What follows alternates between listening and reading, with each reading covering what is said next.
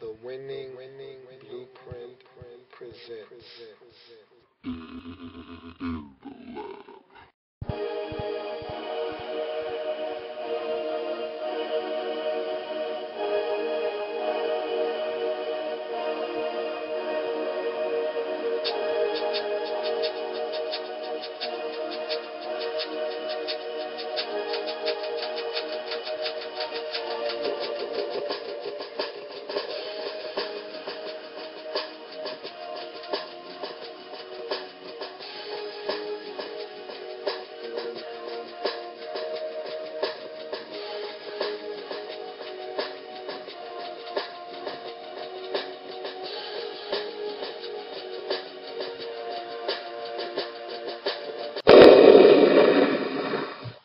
Playoffs? Don't talk about playoffs. You kidding me? Playoffs? I just hope we can win a game. Wow. Wow. I mean, that's the only way to describe the weekend of football we just received in the divisional round of the postseason. Wow. Welcome. You are in the lab room. I'm your host, Lou. Thank you for joining me. What a weekend. Does it get any better than that? Really, does it? Again, I had another tough week. Went 2-2. But I don't care. I don't care. That was some good football. That was some really high quality NFL tackle football. It doesn't get much better than that. And for all of you who don't have a team in the postseason, don't have a dog in the fight, didn't make it to the show, didn't get a ticket to the dance, this weekend was exceptionally painful for you guys. Because what this weekend says is you have a long way to go, especially if you don't have a quarterback. If you don't have a quarterback, this weekend opened a lot of eyes to those who had them shut at the fact that you need a quarterback in this league to succeed. The days of handing the football off 35 times and pounding the rock and getting 170 yards rushing and winning the football game, 16-13, those days are long gone. We are in the new age, the passing era of the National Football League. You have to have an exceptional quarterback. You got to have a guy that's above average if you want to get it done in the postseason. Every quarterback that played on Saturday or Sunday was exceptional. Has thrown for over 4,000 yards in their career at some point. Or just can flat out get it done. I mean, you saw Russell Wilson. He was the baby of all the quarterbacks in the postseason. He was the young pup. And he outshined a lot of guys that played this weekend. He outplayed Matt Schaub. You could argue he outplayed Aaron Rodgers. He played well enough to win. You look at Joe Flacco. Joe Flacco, you know how I feel about Joe Flacco. I won't even go there. Just know that we saw some really superb quarterbacking this weekend. And that's what it's going to take for a team to make it to the postseason, to take that next step and give themselves a chance to win a Super Bowl championship. You're going to need a quarterback that can get it done. And I told you, Al Michaels and Chris Collinsworth and Mike Tirico, all those guys, they hate hearing elite. But this is what I'm talking about when I say elite. I give you the football with less than a minute to go, and I tell you, hey, I need it. I need a field goal to win. I need a field goal to tie. I need a touchdown to tie. I need a touchdown to win. You take the ball from me and you say, I got it. I got it. That's what an elite quarterback does. They get it done when all the chips are stacked against them. And also, they elevate the play of all the players around them. And that's what these quarterbacks in Divisional Round weekend did. I mean, Colin Kaepernick, how spectacular was that performance? Have you ever seen anything like that before in the postseason? I think not. And every team showed up. No team in this weekend scored less than 28 points. No team scored less than 28 points. 276 points total this weekend between these 8 teams. We're talking about a little under 35 points per club. You're essentially talking about 35 points per team. Some teams didn't even score 35 points one time this season. That's what you have to be able to do now in the NFL. Score points. We got good defenses in this postseason. The 49ers are no slouch on defense. The Broncos came in to the postseason as the #2 rated defense in the National Football League. The Seahawks weren't too far behind. You have to be able to score points in this league. And I tell you what, there were some masterful offensive performances on display this weekend. The table has been set. I could sit here and drool all day about how good the football was over the weekend. But the table has been set now. It's time to eat. Let's talk about the football that occurred over the weekend. And we'll knock them down one by one in sequential order of the way they occurred. And let's get to each and every one of these games and talk about how they unfolded, how they came to be, and why we have the teams moving on that we do, and why the teams are going home that are going home. Watching NFL Network, I love Heath Evans. I think he's excellent at what he does, and he made a great point. And me and him both went 0-2 on Saturday. We both picked the Packers to beat the 49ers. We both picked the Broncos. Just about everyone picked the Broncos. So who thought the Ravens were going into Denver and getting a win? So no need to feel bad if you thought that the Broncos were going to win. That 49ers game was a toss-up. But I needed to see. And we'll talk about that a little bit later. I won't babble about that now. But Heath Evans thought he made a great point. On Saturday, the physical teams won. The more physical teams won. The team that was the most physical in the football game won the game. It was as simple as that. The Ravens absolutely smacked the Denver Broncos right in the face. They ran the football. They pounded them on defense. They forced Peyton Manning into some interceptions. They bothered Demaryius Thomas all day. They were just physical. They were just physical with the Denver Broncos. In the nightcap, the 49ers, we know they're a physical team. They are one of the most physical teams in the National Football League. Offensive line, defensive line, defensively, we know they're a physical team. Up front, offensively, they might have one of the best offensive lines in the league. They're a physical bunch, the San Francisco 49ers. And they just out-physical the Green Bay Packers. They just straight up smacked them around, beat them up physically, and won the football game. We'll talk about that one a little bit later. Let's get to the Denver Broncos hosting the Baltimore Ravens. And what most thought, including myself, that it was going to be a cakewalk for the Denver Broncos. I mean, 11-game winning streak coming into the postseason, fresh off of a bye. They're playing hot football, #2 rated defense in the league. Peyton Manning is playing at an MVP-like level. What could go wrong? Besides playing in 8-degree temps with a wind chill factor of -1, except for that, what could go wrong?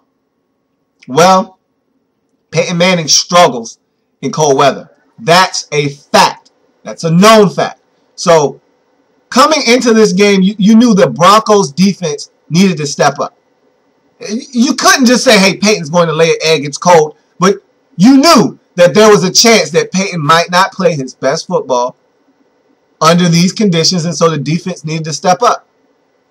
And right out the gate, the Ravens, they made sure they let it be known, hey, we're going to run the football with Ray Rice in this game. The first possession, they ran the football, and they were effective. But that drive came to an end, and they had to punt, and they punted the football to Trendon Holiday. And I tell you what, me and my buddy, early in the season, when Trendon Holiday was released by the Texans, we asked each other, you think they gave up on him too soon? And I said, yeah, I think they did. They had some issues with some injuries, and they needed to fill some other roster spots with certain positions. And so I guess he became expendable, but you can never, ever replace a dynamic return man. Those aren't things that come a dime a dozen. Those are rare in the league. There are not many guys that can flip field position or change a game in an instant. And he has that kind of game-breaking speed. He's a track guy that can play football. And so he's got world-class speed. And I thought that the Broncos were very shrewd in picking him up as soon as he hit the waiver wire. And that was a great move by them. And it paid dividends in this game. That first punt, Trenton Holiday fields it at the 11. He takes it 89 yards off the right side of the punt coverage. And there was no Ravens in sight. It was a total lapse on their part. Outran the kicker. Touchdown. It's just like that. It's 7-0 Broncos. The ensuing kickoff, Jacoby Jones drops the ball, muffs it. He's tackled inside the 10-yard line. All of a sudden, the Ravens are backed up. Shadow of their own end zone. Third down. A bogus pass interference call. First of all, Tandon Doss ran a terrible route right toward the sideline. Tony Carter just escorted him out of bounds. Thought it was a bad call. Nonetheless, it bailed the Ravens out. 3 plays later, Joe Flacco, 59 yards up top to Torrey Smith. And I tell you what, Torrey Smith was excellent in this game. And I said he needed to be for them to have a chance. I didn't think he would be able to because the first time these two teams met in Baltimore about 5 weeks ago, Champ Bailey absolutely put the clamps down on Torrey Smith. But in this game, Champ Bailey had a flashback. He thought it was 1999, except that it's 2013, and he no longer is the faster man of those two guys. Torrey Smith is a burner. Legit 4.3 speed, and Champ Bailey used to be legit 4.3 speed. Champ Bailey can still probably run a 4.4 40, but the problem is Torrey Smith can run a 4.3 40. And Champ Bailey was playing that press coverage, and Torrey Smith was beating him off the football all day long. And I told Champ, I said, Champ, back up. Back up, Champ. Champ said, nope, I got it. I got it. Shoo! Joe Flacco hits him in stride, touchdown. 7-7. The ensuing possession, Peyton Manning throws an interception. And look, the officials had a rough go of it in this game. I thought the officials played too big of a role in this game for it to be a playoff game. Allow the players to decide what happens on the field. And I thought the officials had too many instances where they either missed a call, they made a call that I thought they could have let slide, or they went under the booth and they made some questionable calls. So I just thought the officials had a tough go of it in this game. There are a lot of penalties. 8 for the Ravens, 10 for the Broncos. It just was a lot of activity by the officials. And in the playoffs, you really would like to see the officials kind of fall to the backdrop, so to speak, and let the players decide it on the field. This is the first year we've had this all-star referee policy where they take the best of the best officials from the regular season. It doesn't matter what crew you were on. They just put them all together, and they haven't worked together all season long. And so it really doesn't matter. If you're good at your job, it doesn't matter. It's not like everyone has to be in sync for calls to be made right on the field. You have a particular portion of the field that you're supposed to be watching. You make the call. It is what it is. So that's not an issue here. I just thought the officials were too flag happy in this game. But nonetheless, they don't call the flag on Shockey Brown. It's picked off by Corey Graham, and he takes it off to the races, touchdown. And Shockey Brown was all over Eric Decker's arm before the ball even got there. It forced the interception. He couldn't extend to catch the football. Tipped off his hands, picked off to the house, 14-7 Ravens. And at that point, you said, hey, that's an inauspicious start to this game for the Broncos. That can't be good. That's not a good sign.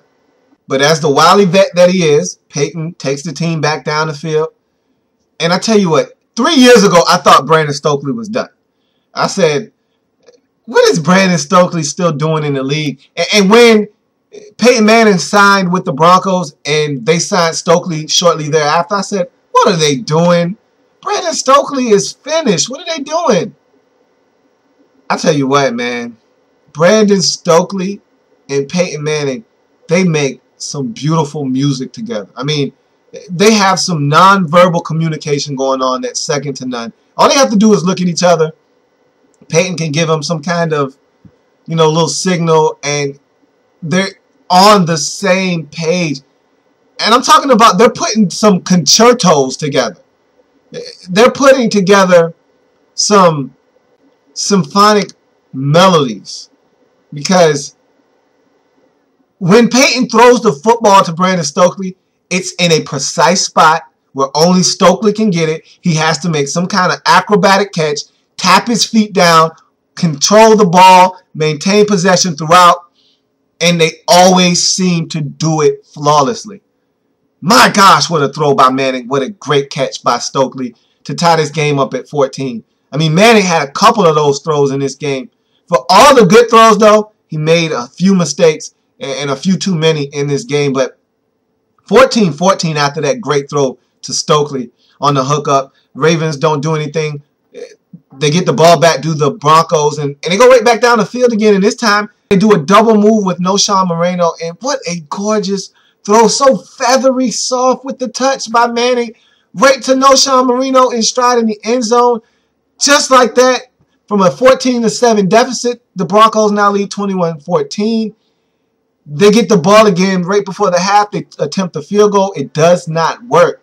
Backfires, actually. And I didn't agree with the move to kick it. I know Matt Prater has a strong leg, and it's mile high. And so all bets are off when you go to mile high, because a kicker that normally is good from 49, and that's his long, and that's usually as far as he can take it. He can go 55 at mile high because of that air and how thin it is. But this was 8-degree weather. It's like kicking a stone. It's like kicking a boulder. And so I wasn't in favor of them sending Prater out there to kick the football. And look, he could have made the kick. He flat out shanked it. He kicked the ground first before he kicked the ball. The ball never had a chance. Ravens take over in great field position. And Flacco takes him right down the field, throws it up to Torrey Smith again. And he had just missed Torrey Smith 2 possessions previous on a deep ball wide open as he beat Champ Bailey again. This time, Champ Bailey's step for step, stride for stride with him. And Torrey just goes up and makes a play on it, catches the football as Champ just sails on by. And it's 21-21, and Champ Bailey is having a nightmare of a first half. Torrey Smith is absolutely eating him alive in the first half. And I told Champ, back up.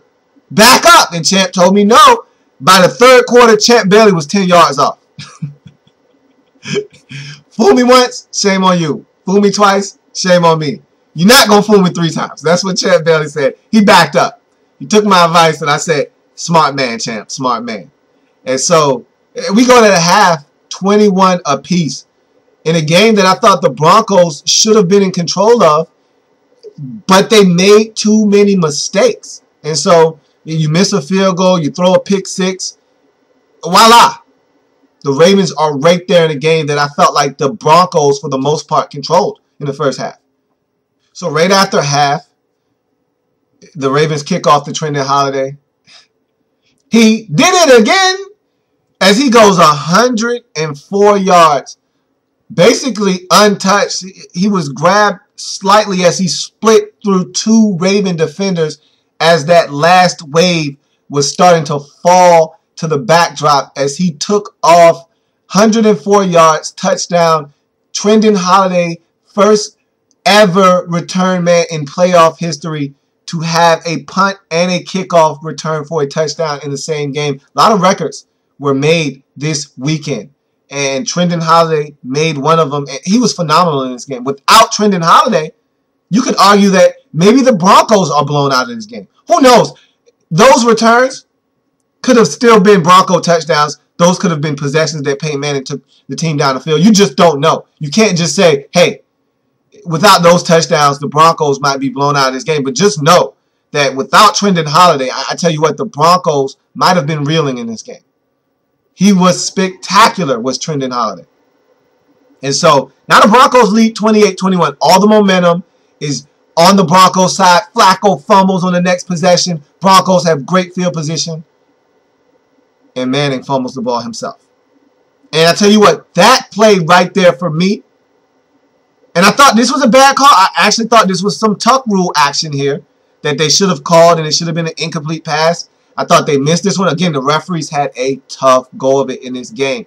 But nonetheless, the Ravens pound the football down the field. Ray Rice busts off a 37-yard run, gets them inside the 5, and he caps it off with a 1-yard touchdown plunge. And it's 28-28, and that could have been the possession to put them away. If the Broncos take that Flacco fumble and go down and just get a field goal and extend it to a 2-possession lead, something that they didn't have all game long, I think the Ravens would have been in some trouble. But instead, they turn it back over. Ravens take that turnover, turn it into points. We got a brand new ball game. It's 28 apiece. And so now you know it's going to come down the wire. At some point, I thought the Broncos was going to pull away. The Ravens weren't going to relent. And I was talking to a buddy of mine as the third quarter came to an end. And I said, these are the type of games that Peyton Manning always loses. He always loses these type of football games in the postseason. He doesn't win these games. These are the type of games that you look back on and you say, man, Peyton Manning's a great quarterback. But in the playoffs, when it's cold, when it's a tough game against a physical defense, he folds. And luckily enough for him, he has that one Super Bowl ring. So if he never wins another one, he can at least say, I got one. But if he never, ever won that Super Bowl, we could be talking about one of the most prolific regular season quarterbacks, but one of the most unclutched quarterbacks in the postseason of all time. To me, it's just so surprising because he's so good. I told my buddy, I said, whether it's Pittsburgh, whether it's New England, or now he's in Denver and he's playing Baltimore, whatever the case may be, he just doesn't get it done in the postseason. I don't know what it is, but Peyton Manning struggles in the postseason. And so I saw this one coming down the wire, and I said, I think the Broncos are going to lose this game. And they took the lead on a Demaryius Thomas wide receiver screen after they got Kerry Williams for holding on 3rd and 5, which extended the drive and allowed them to score that touchdown. They go up 35-28, and they're hanging on for dear life. And everyone wants to talk about the lack of aggressiveness down the stretch. They're in their 4-minute offense. You got to run the ball. On 3rd and 7, you got to run the football. Would have been nice to see them maybe do something kind of safe and leave it in Peyton's hands. But, again, you got to keep the clock running. And at that time, I was okay with the run because you punt it away and you make the Ravens go 70 yards for a touchdown. I mean, I don't see it happening. No timeouts, less than a minute. It's tough sledding. And what a defensive lapse. What a mental breakdown by the Broncos on defense. They almost get to Flacco. He escapes the rush, steps up in the pocket, and just launches it 50, 60 yards down the field. And it's a ball that is underthrown. Jacoby Jones is waiting on it. Somehow, I don't know how, he gets behind the defense, which is absolutely unthinkable at that point in the game. That cannot happen. You are deeper than the deepest if you're the corner. You're deeper than the deepest if you're the safety. Nothing gets behind you that late in the football game. If you have to tackle the man if he gets by you, then you do so. But under no circumstances do you allow a guy to run by you, catch the football, and then walk into the end zone as Jacoby Jones did on 3rd and 10 for the Ravens. I mean, no way that should occur. That was absolutely pathetic defense on the part of the Denver Broncos. And really, you could blame Tony Carter, but you got to put the blame on Raheem Moore. What in the world was he doing? What kind of angle was that he was taking? How could you misplay the ball that poorly? He looked like a rec league 10-year-old trying to time a deep ball and mistiming his jump. He was off balance. He was falling down. He was backwards. He was tripping over his own feet. All he had to do was run to the football. All he had to do was run to Jacoby Jones. He had plenty of time to stop, plant, go up with 2 feet, snatch the football out of the air because it took forever to come down. But instead he panicked. He started jumping before the ball got there. He was uncoordinated. He fell down. And there you have it. Jacoby Jones catches what basically amounts to a fair catch on a punt and walks in the end zone. Tie game at 35. A miracle has been received by the Baltimore Ravens. We're going to overtime. And once this game went to overtime, you had to know. You had to know that the Ravens were going to win this game. I just felt like There's no way the Denver Broncos are going to win this game now because that hurt so bad at the end of the game. To really feel the win. You could feel it. You could taste it. You could smell it. It was right there in front. All you had to do was grab it. And it was just out of their reach. And now the sting of watching that lead evaporate with less than a minute to go. 70 yards, one play. Watching that evaporate right in front of your eyes and disintegrate. Tough to rebound from that. One overtime wasn't enough for these two teams. I've never seen a 2 overtime thriller. Never seen a 2 overtime game in the NFL. I was wondering why there wasn't more sense of urgency because down the stretch the Broncos had the ball and they were driving and I'm saying, you gotta hurry up. I'm thinking if they're going to kick the ball off, do the coin toss and all that kind of stuff all over again. No. It's just like you're playing a regular game. I don't even know if the team switched sides or not. All I know is that the Broncos were driving late in the first overtime.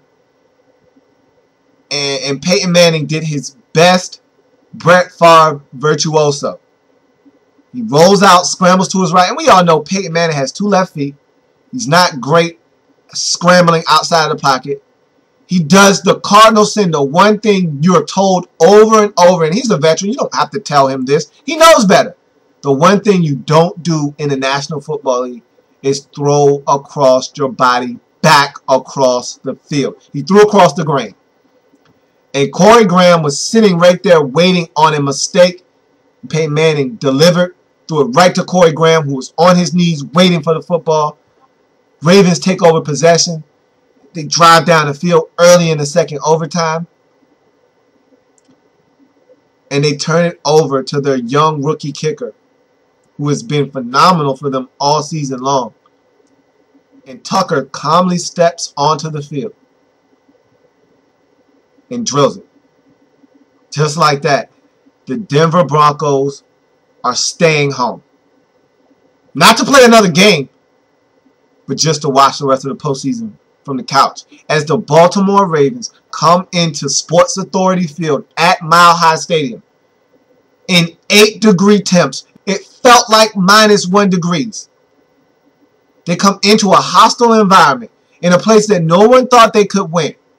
Broncos riding an 11-game winning streak. Hottest team in the league. And they upset the Denver Broncos. Do the Baltimore Ravens 38-35 in double overtime. It was a thriller. It was a game for the ages. What a well-played football game. Despite all of the calls or non-calls by the officials, despite all the penalties, despite the turnovers, what a magnificent game it was. And it was the start of a beautiful weekend of football.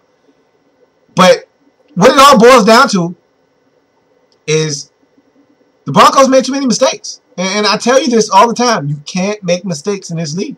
They made too many mistakes. They turned it over 3 times. One of them was a pick 6. The last of their turnovers was the game-sealing pick that ended up resulting in that Tucker field goal to seal it for the Ravens. 17 Ravens points off of 3 Broncos turnovers. That's your ball game right there. That's your difference maker. You don't turn it over. You don't have the turnovers. They don't lead to Ravens points. You win the game. Instead, Peyton Manning throws 2 interceptions, fumbles another time. They lose the football game. Peyton Manning, for all the good throws he had in this game, he made the critical errors that lost the Denver Broncos this game. So Ravens move on. Broncos are done in this postseason. Amazing. Amazing. And the Ravens were the physical team. They were the most physical team in that game. They were the more physical team. They took it to the Broncos all game long. They made Peyton Manning uncomfortable. I was so impressed with this Ravens offensive line. I mean, the Denver Broncos led the league in sacks this season. Von Miller, Elvis Dumerville. They get pressure to get to the quarterback. And you didn't hear from Von Miller. He had 1 sack in this game. It was a coverage sack. That offensive line, and this was the first time all season that they had this collection of guys, this 5 guys, this starting lineup, this starting offensive line of these 5 guys in those positions all season long. And they looked like a group that had been playing all season together and was a well-oiled machine. They did not really, for the most part, allowed Joe Flacco to be under siege in this game. They really did a great job.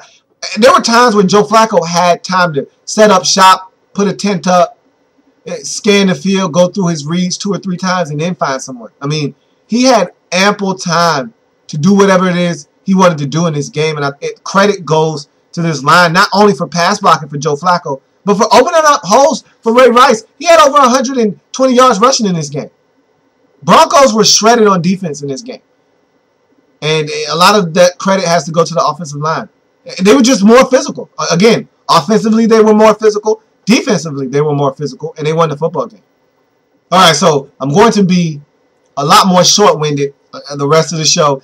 I just had to really get in depth on that particular game because you don't see double overtime thrillers that often. And I felt like it was so many things, so many different dynamics going on. I just felt like I needed to touch on a lot of things. But for the rest of these games, I'm going to breeze right through them because we saw some dominant performances. And maybe none more dominant than the one we saw on Saturday night.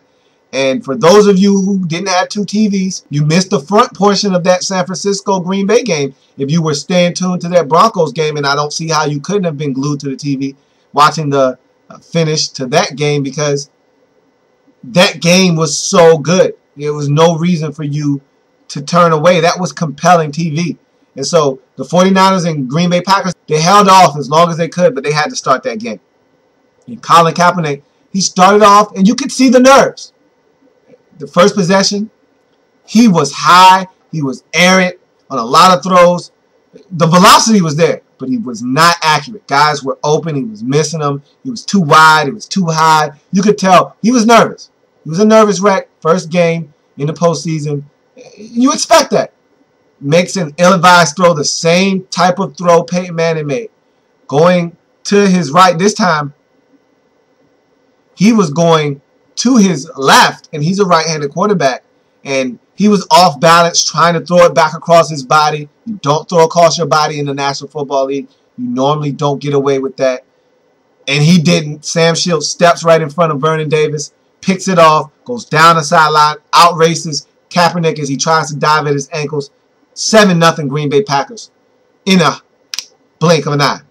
And Colin Kaepernick, you're saying to yourself, he's got to settle down or this thing can go downhill quickly. And I had asked in the preview for this game what Colin Kaepernick we were going to get. Are we going to get the skittish, erratic Colin Kaepernick that, you know, is up 1 minute, down the next? Or are we going to get the Colin Kaepernick that absolutely destroyed and shredded the Chicago Bears on Monday Night Football? And for the first 6 minutes of the game, we got the Colin Kaepernick that is skittish and up and down, the one that played against the St. Louis Rams twice this season. We got that Colin Kaepernick for the first 6 minutes of the game. Every second thereafter, we got the Colin Kaepernick from the first 3 quarters of the Patriots game and the whole entire Chicago Bears game. We got the lights out Colin Kaepernick show. And I tell you what, he was on display. Every single talent that he has, every single weapon he has in his arsenal, it was on full-fledged display. And I tell you what, he was so impressive. My goodness. Some of these throws, I don't know what quarterback has the strongest arm in the league. But I'm going to argue with anyone that wants to tell me that it's not Colin Kaepernick.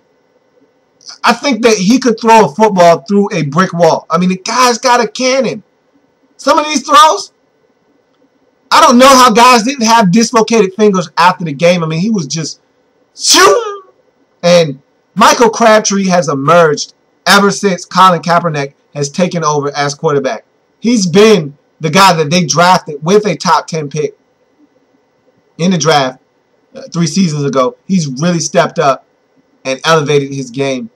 I think a large part of that is Colin Kaepernick is actually looking for him because when Alex Smith was in the game, he was looking to Vernon Davis. And when Colin Kaepernick is in, he's looking for Michael Crabtree.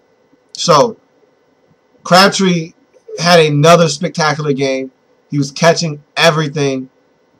And I was very impressed with Colin Kaepernick's ability to block out that first drive and that first interception and basically have selective memory, take the team back down the field and score a touchdown. 20-yard scamper by Kaepernick, and that was the first of many to come. And he was dynamic, not only through the air, but with his legs in this game. 186 yards rushing for Colin Kaepernick. Another 200 and some odd yards through the air. This guy was absolutely dynamic in this game. Dynamic. And the Packers had no answer. And the touchdown pass to Crabtree, I want to believe it was the first touchdown pass of the game for the 49ers. On a post route, might have been the second. Can you throw a football any better than that? I mean, perfect location. The zip and velocity on that, Aaron Rodgers-esque. I just don't know. I'll say this, because watching him, at times I was speechless. The NFL is in good hands with its young crop of quarterbacks, taking this league into the next generation. Colin Kaepernick, Russell Wilson, Robert Griffin III, Andrew Luck. You can even throw Cam Newton in there if you like. The league is in good hands with these young quarterbacks. And then there's other guys that aren't that old that are right there. Matt Ryan, the Matro. Aaron Rodgers isn't that old. There's a lot of good young quarterbacks in this league. There's going to be some really good football for years to come. Joe Flacco. Don't let me leave anyone out. There's a lot of good teams because of a lot of good young quarterbacks in the National Football League. And I tell you what, the San Francisco 49ers have one on their hands. And I said I agree with the move. I just didn't know if that was going to be the best move for this season. But moving forward, this guy has immense talent. You can't deny the ability that he has. And you knew that this offense had a ceiling with Alex Smith in the game. There was only so much this offense could do. With Colin Kaepernick in the game, sky's the limit offensively. They're a team that can score 45 points, as they did in this game. They're a team that can score 50 points. You couldn't score that many points with Alex Smith unless the defense was getting involved.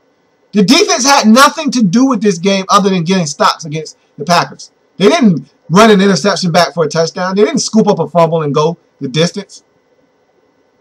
They just played solid defense and turned it over to Colin Kaepernick and that offense, and they did the rest. And so the Packers were overmatched, and they were out-physicaled in this game, and they just had no answer for Colin Kaepernick. Against scrambling quarterbacks, you can't play man-to-man coverage. You just can't do it because you turn your back, they don't like what they see, they take off, and you have no answer. And Colin Kaepernick is a 4.40 guy. And so you turn your back and he starts running, who's going to catch him? Not Charles Woodson. Not Clay Matthews. Maybe Sam Shields will catch him. But who's going to catch him? And that's what happened in this game. He took off time and time again, and he got chunks of yards. We're not talking about 12 or 15. We're talking about 27. We're talking about 40. We're talking about 20. We're talking about large amounts of yardage here on these carries. These were chunks. Chunk plays. When you turn your back to a scrambling quarterback, you set yourself up for disaster. And he took advantage, and they really dominated the Packers, and they won this game going away 45-31. And I was so surprised because I thought that the Packers were going to come out playing inspired football. They had talked about how they were so tired of hearing about the big bad 49ers and that they were going to go in and get the job done. And I was expecting so much more from them. I thought the start of the game was exactly what they were looking for. They just didn't build off of that momentum. They didn't build off of that fast start by the defense. They let them go right back down the field, get 7. I thought that Aaron Rodgers, he was sharp early on, but he didn't sustain that quality of play throughout the whole game. A lot of that credit needs to go to the San Francisco 49ers defense. I mean, they were physical with those receivers, and they collapsed the pocket on Rodgers, made him uncomfortable. And again, you know Aaron Rodgers is dealing with a very shuffled offensive line, a patchwork line, and so he was never really comfortable. They took advantage. 49ers win 45-31. They're moving on to the NFC Championship game for the second consecutive season. Meanwhile, the Green Bay Packers, they need to revamp that offensive line. That's where it starts for me. I think not being able to run the ball, not being able to protect Aaron Rodgers the way they should be able to, it's going to catch up with you eventually. And I thought DeJuan Harris had a solid game early on, especially in the first half, but this offensive line, it's patchwork. They don't have a lot of guys that are of high quality on that offensive line. You've got one or two guys that should be starting for this Green Bay Packers team, and the rest of them are patchwork guys that they had to toss in there and make it work. And Aaron Rodgers is such a good quarterback that they were able to get away with it for the majority of the season. But you get in the postseason, and I've said this before, and I'll say it again, everyone is good now. There's no Tennessee Titans for you to beat up on. There are no Carolina Panthers. There are no Kansas City Chiefs, no Oakland Raiders. Everyone's good now. So if you have a glaring weakness, see, everyone has weaknesses in the National Football League. There's no perfect team, no flawless team. Everyone has weaknesses. Your job is to minimize the weaknesses and highlight the strengths and use them to your advantage. See, in the postseason, you can't minimize glaring weaknesses. When you have a huge weakness, it's going to be exploited because every team is good that you're going to play. There's no days off in the postseason. You're not just going to show up and rout a team and just get away with beating up a team or not having good offensive line play or having suspect linebackers or having bad safety play. You get exposed in the postseason. The Broncos wanted to have bad safety play. You were exposed. The 49ers exposed the Packers' offensive line in this game, and they got it done, 45-31. Again, the 49ers were the more physical team in this game. They took it to the Packers on the ground, amassed over 200 yards rushing. A lot of that had to do with the quarterback running on them, but nonetheless, amassed over 200 yards rushing. And they were physical with them on defense, stopping the run, being physical with those receivers for the Green Bay Packers, getting in Aaron Rodgers' face, making him uncomfortable. They won the game. They're moving on to the championship game. The Packers are going back home, and they need to retool. They need to figure out what they're going to do with this offensive line. They need to address the running back position. And they need to just come back a better, stronger, smarter football team next season. Playoffs?